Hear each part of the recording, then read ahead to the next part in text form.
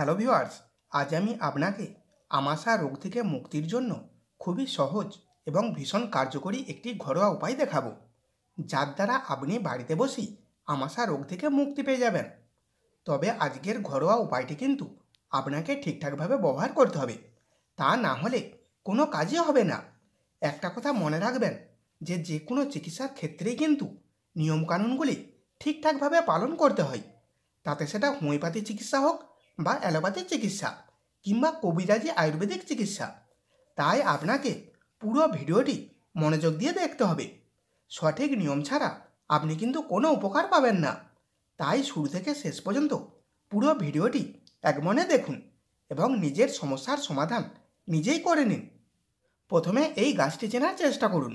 এই গাছটি হলো তেলাকুচা গাছ, আর এই গাছেই রয়েছে আমাশা রোগের মহৌষধ।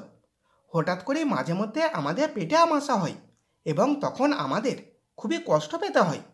তাই আজ আমি যে প্রাকৃতিক উপায়টি দেখাবো, এটির দ্বারা খুব সহজেই আপনি আমাশা থেকে রেহাই পেয়ে যাবেন। এর জন্য প্রথমে বেশ কিছু এই তেলাকুচা গাছ বা বনকুঁদরি গাছ সংগ্রহ করবেন এবং খেয়াল রাখবেন গাছের মধ্যে যেন পাতা, কাণ্ড ও শিকড় সবই থাকে।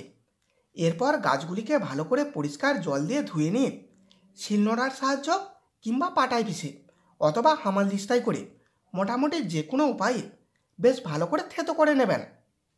তারপর ওটিকে ছেঁকে নিয়ে ওর রসটি বের করে 3 চামচ করে সকালে একবার আর বিকালে আরেকবার খেতে হবে। তাহলেই দেখবেন আমাশা রোগ সেরে যাবে, তাতে সেটা যত পুরনো আমাশাই হোক না কেন।